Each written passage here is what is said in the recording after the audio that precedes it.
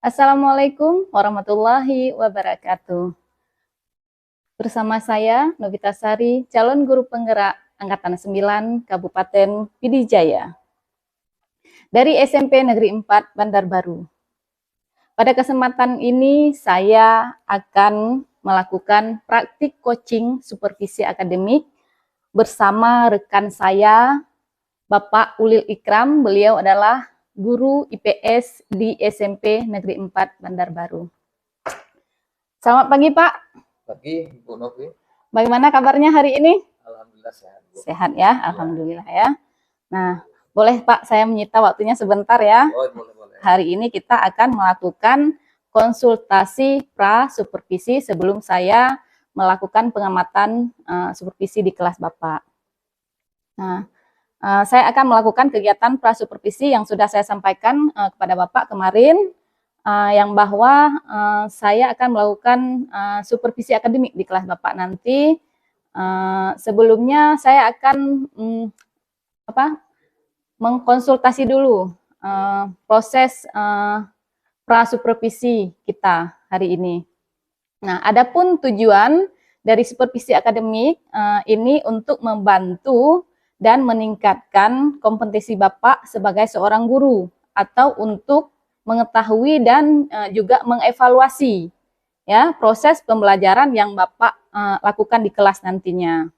Nah, di sini saya akan mengajukan beberapa pertanyaan ya Bapak ya kepada Bapak. Pertama berkaitan dengan tujuan.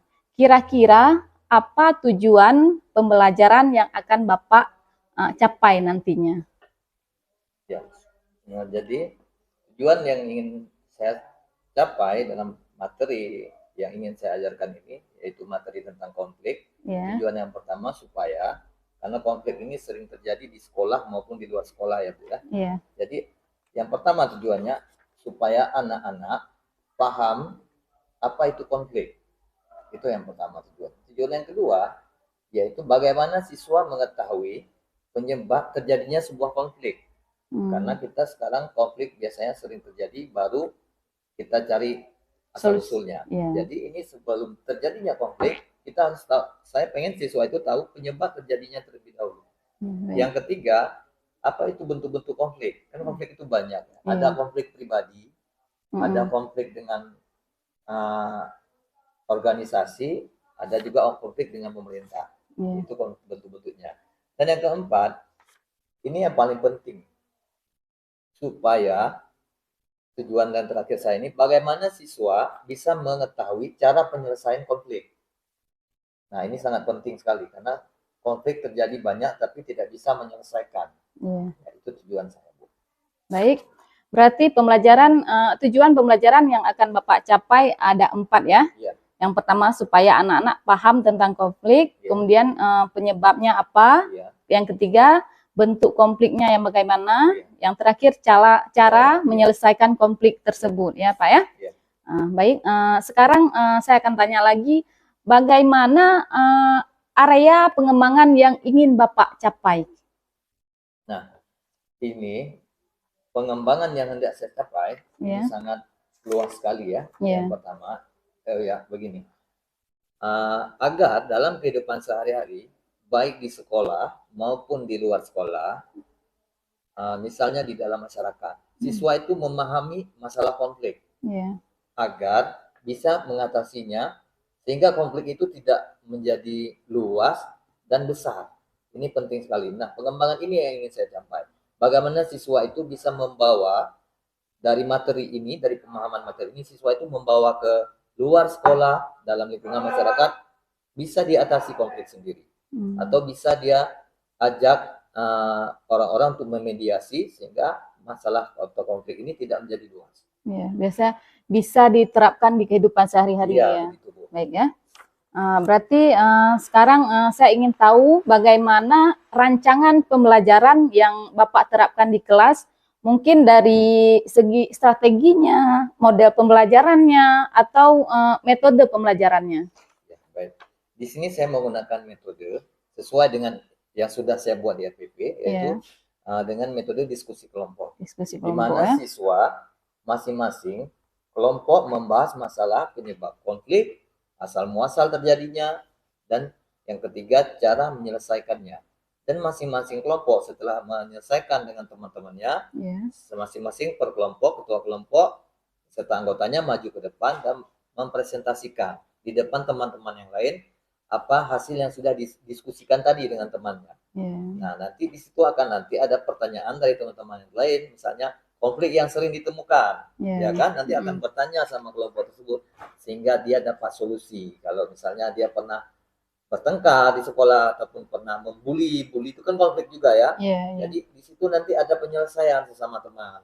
Nanti ada kelompok ini menjawab, walaupun kelompok ini buntu, ada kelompok lain yang bisa menjawab sehingga masalah ini bisa teratasi.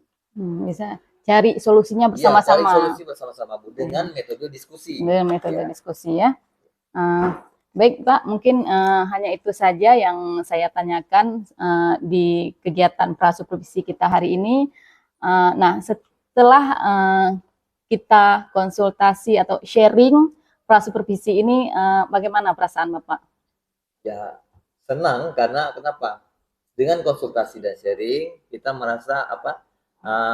Bisa berbagi. Bisa berbagi, yang pertama. Yang kedua, kita bisa kolaborasi ya, kerjasama. Di mana nanti ada arah-arah yang sudah ini tidak mengena di sini. Nanti ada Ibu masukan, umpan balik. Masukan, umpan balik. Jadi sehingga tujuan dalam pelajaran ini betul-betul tercapai. Tercapai apa yang kita inginkan ya.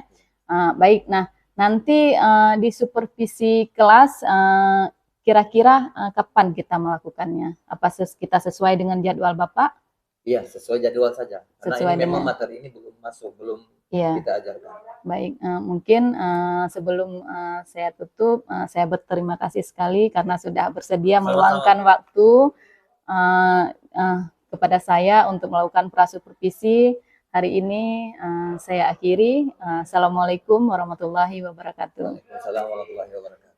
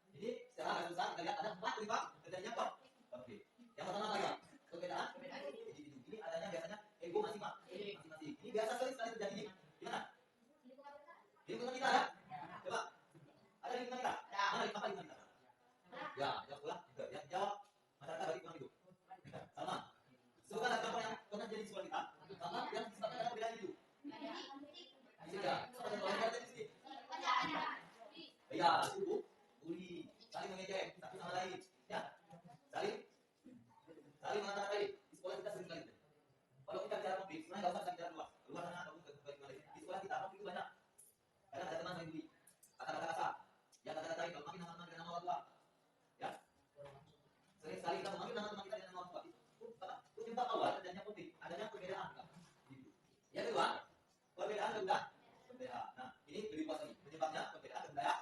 Indonesia ini negara yang sangat luas, bahkan negara dengan pulau terbanyak di dunia, Indonesia. Ada di laut, nanti ada posisi baru, di lautan ada posisi baru. Pecah-pecah menjadi beberapa pulau. Perbedaan budaya ini juga bisa menyebabkan kok. Jadi ada nanti seolah-olah diakhirkan banyak posisi sebagai budaya yang ditutup dengan kita itu. Yang ketiga, perbedaan seperti kepentingan ini biasanya antara di kantor, di perusahaan ataupun di pribadinya adalah antara karyawan dengan perusahaan. Biasanya terjadi demo, banyak sekali demo bukan demo perusahaannya, biasanya di Jakarta sering terjadi.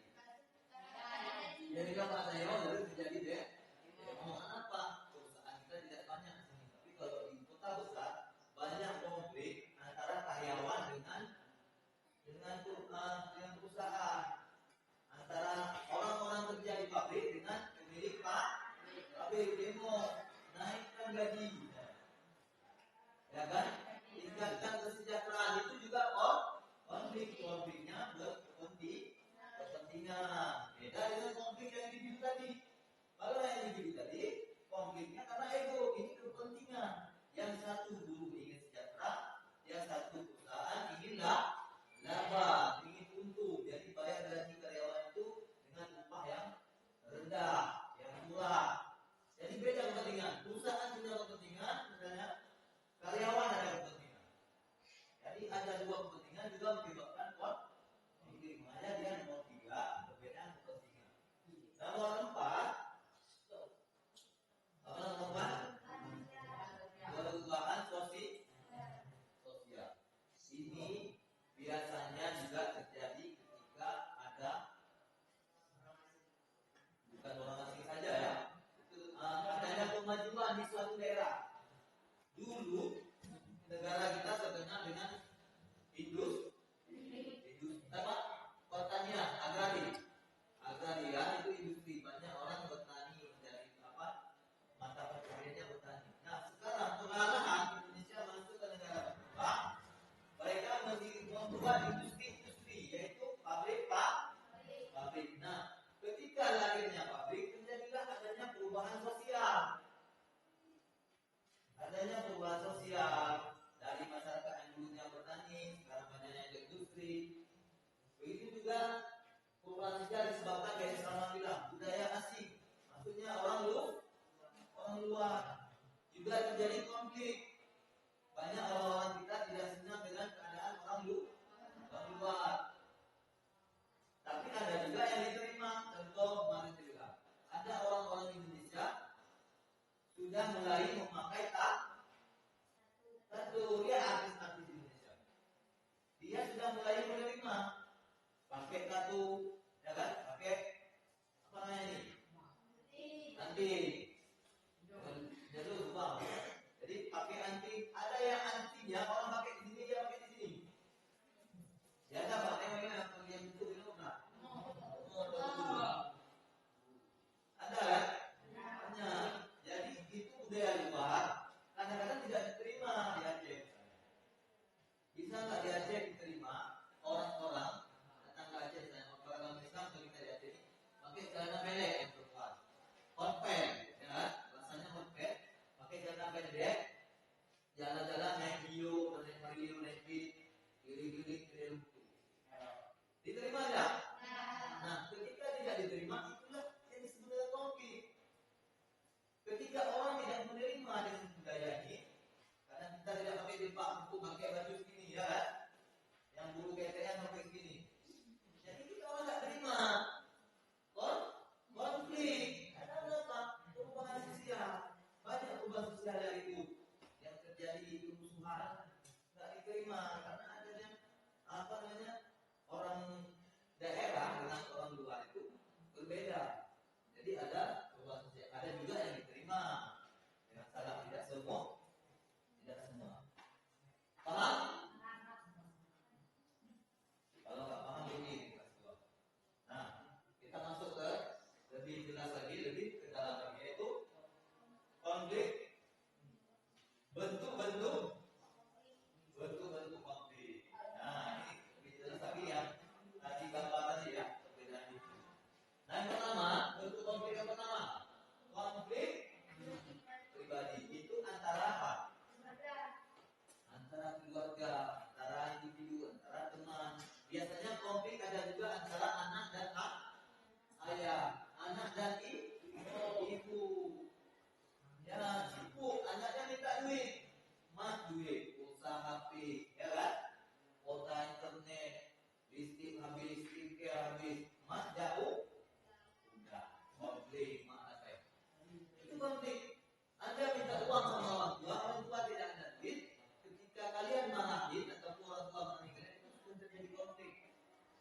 Cuma konfliknya skala kecil karena cekcok. Tapi masuk ke konflik individu. Jangan pikir konflik itu kan perang konflik, jangan. Konflik itu dari dalam diri kita udah ada konflik. Jangan berpikir konflik itu seperti di bom, perang, pembunuhan, enggak, itu tidak bagian besar dari konflik. Konflik yang kecil itu adanya pertentangan dalam diri kita dengan keluarga, dengan teman, itu sudah konflik. Ya, paham ya? Oke, sekarang B, konflik rasial. Nah, ini meluas. Ya. Biasanya paling kena ras itu adalah warna kulit. Warna rambut, warna gigi, semua terserah. Banyak warna kulit disebabkan misalnya ini pengalaman yang terjadi di negara kita. Orang Papua pernah masuk teknologi kita di TV, dia cerita ketika orang Papua di Jakarta mahasiswa naik angkot, kelompok dan angkot singkatan dari angkutan kota, jabatnya lagi di sekolahnya. Jadi mahasiswa naik angkot. Ketika dia naik, kan jalannya orang Jakarta tahu lah putih-putih ya kan, putih-putih, orang baju putih-putih. Jadi ini orang hitam sekali memang. Lebih hitam dari Samuel yang hitam lagi. Jadi ketika dia naik bis, naik angkot tersebut, orang lain tutup hidung, seolah-olah apa? Jijik, gak suka ya. Ketika dia naik tutup hidung, ataupun gak mau dekat-dekat, seolah-olah orang Papua ini memang gak bisa dikawani ataupun berbeda dengan kita. Padahal dia manusia. Sedih gak orang Papua tadi? Dia kuliah di Jakarta karena kulit dia hitam, dia dijauhi. Sedih nggak ya? Kalau kita dijauhi karena kita mencuri, atau kita narkoba, atau kita suka memukul orang, nggak sedih kita. Memang kita jahat ya. Tapi kalau ini orang baik-baik, mungkin hanya karena Allah kasih dia kulitnya hitam, dijauhi. Itu konflik, masuk ke konflik rasial, ras, warna kulit, suku. Ya, konflik antara orang Aceh, orang Jawa, orang Medan itu konflik rasial, suku, ras. Jadi konfliknya sudah luas. Paham nih? Oke. Yang ketiga, C ya, konflik rasial. Jadi itu biasanya tadi ya, dulu dengan perusahaan. Misalnya ada yang demo, minta itu. Jadi ada pertentangan antara dua pihak.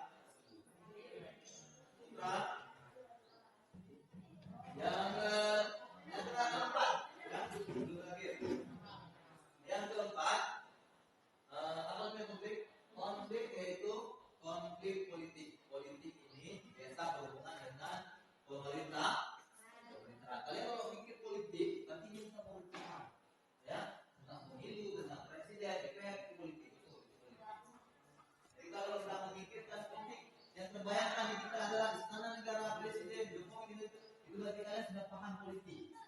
Tapi kalau kalian bilang politik, yang kalian ingat itu wisata, ya kan, masakan, itu gagal paham. Ingat aja begitu kalau kita ngomong masalah politik. Konflik politik terjadi biasanya mendekati pemilu. Ada caleg ataupun calon bupati, calon gubernur sering ribut, saling memamerkan kemampuan. Jadi ada konflik. Satu menjelekkan sana, satu menjelekkan sini ya kan. Sekarang misalnya ada Pak Prabowo dengan Ganjar, ada Anies Baswedan, itu saling ribut. Ributnya, konfliknya tidak kayak pukul-pukul, tapi konflik ide, konflik gagasan, konflik siapa yang paling bagus, ya, tidak membunuh. Yang terakhir, konflik internasional. Ini konflik apa? Coba disebutkan sama saya. Contoh konflik internasional. Coba Hadis, yang baru-baru ini terjadi, hangat-hangatnya terjadi.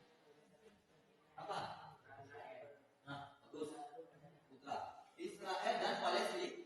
Palestina itu konflik apa? Konflik internasional. Karena kenapa? Antar dua negara. Jadi sudah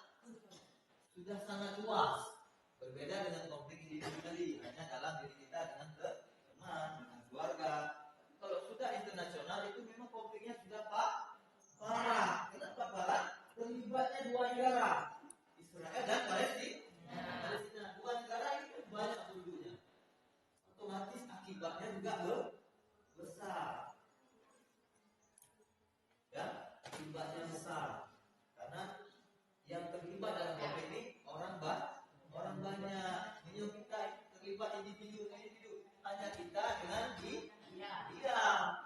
Kalau ini banyak sekali. Negara dengan negara semua terlibat, anak bayi, perempuan jadi korban, ya kan? Paham konflik ini? Paham ya? Betul-betul konflik sudah paham? Ada yang ingin ditanyakan? Sebelum berlanjut. Nah, tadi kita sudah banyak melihat konflik, bentuk konflik, dan sekarang kita lihat apa dampak dari konflik. Kita sudah paham tadi. Konflik, apa dampak dari konflik? Kalau konflik pasti dampaknya negatif, pasti negatif. Salman coba. Gambar yang pertama, coba Salman lihat gambar yang pertama. Ini terjadi karena apa?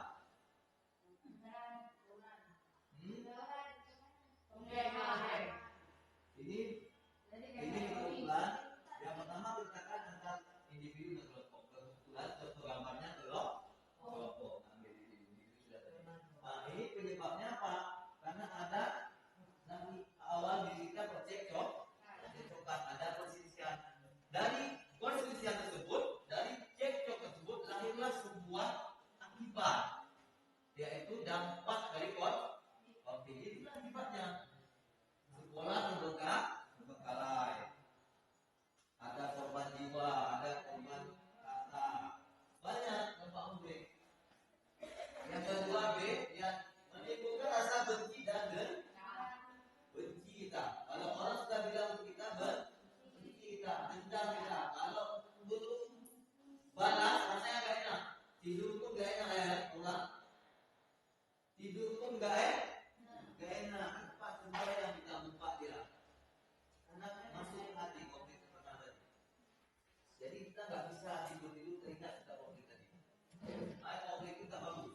Ya, C, yang ketiga C, hilangnya harta ini dampak yang paling berat dan besar. Nah, contohnya begini.